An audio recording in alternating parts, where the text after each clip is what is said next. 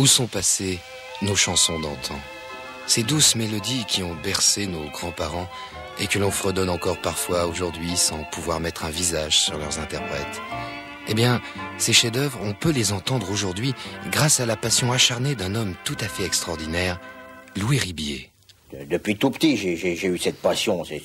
C'est sans doute grâce à mon père qui m'emmenait à l'époque voir des artistes prestigieux, qu'on pouvait voir à la Galette Rouge, aux Folies Galipettes ou encore au Chagris. Non, maintenant c'est devenu des McDonald's, Des fast-food. Oui, enfin c'est devenu n'importe quoi. Non, mais il y avait à l'époque une humeur saine, une joie de vivre. Et alors, si vous nous parliez un petit peu de Bertha. Bertha, la grande Bertha. La gamine n'avait ni présent ni argent. Elle était au désespoir. C'est pourquoi, à l'âge de 6 ans, elle faisait déjà le trottoir. Lorsqu'un passant lui dit « Tu es moche, tu n'avais pas à faire ce boulot », et sans raison, il lui décoche 126 coups de couteau. Personne ne m'a jamais aimé. Petite môme de Paris, la vie ne m'a jamais rien donné, et la mort m'a tout repris. C'était émouvant, tout en restant simple et réaliste. Oui. C'est pas comme aujourd'hui, on fait du mélo en exagérant les choses. À peine avait-elle traversé la rue que la gamine, cul de jatte, se fit écraser par une charrue, ce qui lui fit éclater la rate. C'était des voix, des vraies voix. À l'époque, il y avait des chanteurs, c'était pas comme c'est pas comme maintenant, là, les petites stars idolâtrées, là, des castrats, des voix de castrats qui se trémoussent. Oui, je vois ce que vous voulez dire. Mick Jagger, les Rolling Stones, ouais, Michael Jackson. Ouais, enfin, c'était pas des androgynes qui se désarticulent comme des pantins pour faire tomber les jeunes filles en pamoison.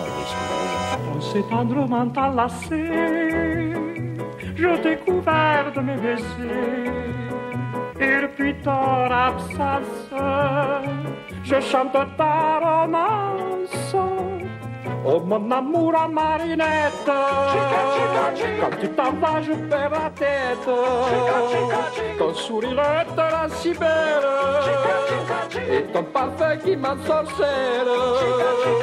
Et quand je vois tes yeux des velours,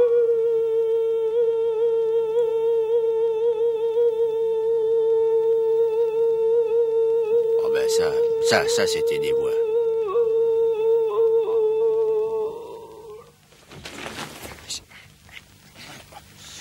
Ce sont pour moi des lettres d'amour.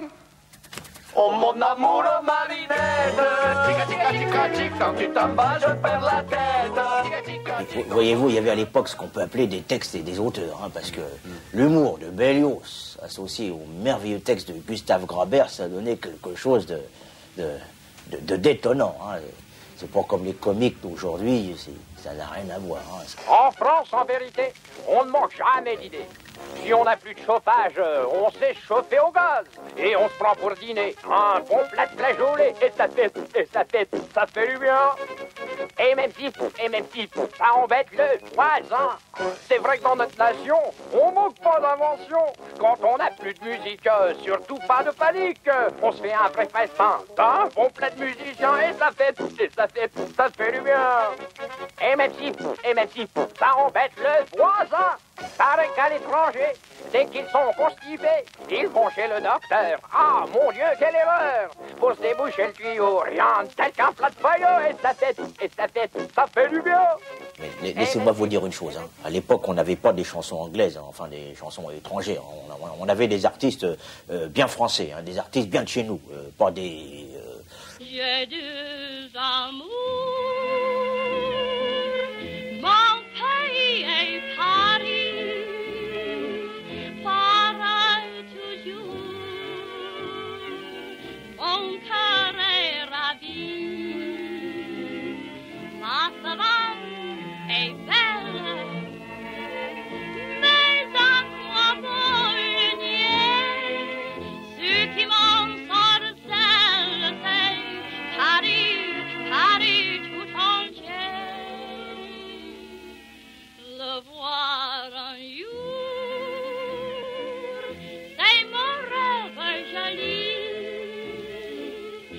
j'ai deux amours,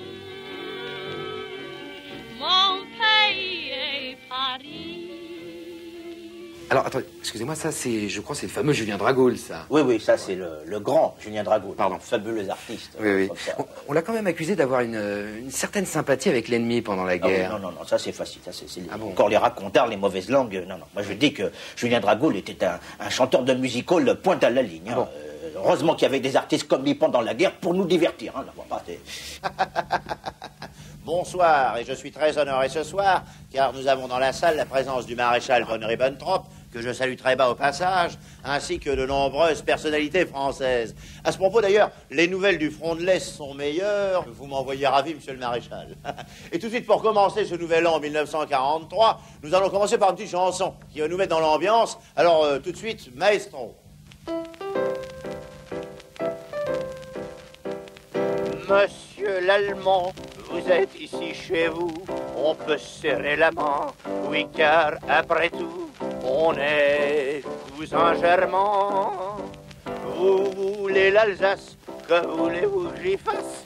Vous voulez la Lorraine, ça c'est pas mon problème. Ça fait pas de mal, ma foi, de marcher au pas de loi, pas comme ces abrutis qui se planquent dans le maquis. Ça fait pas de mal, ma foi, de marcher au pas de loi. Qui c'est qui mange notre pain? Faut dire bien que c'est le Lioupin.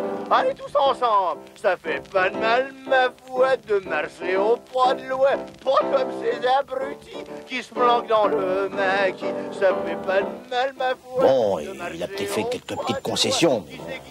Mais ce que les mauvaises langues oublient de dire, c'est que Julien Dragol s'est engagé pour une France libre. Ah bon? Oui, la France de la résistance, dès 1946.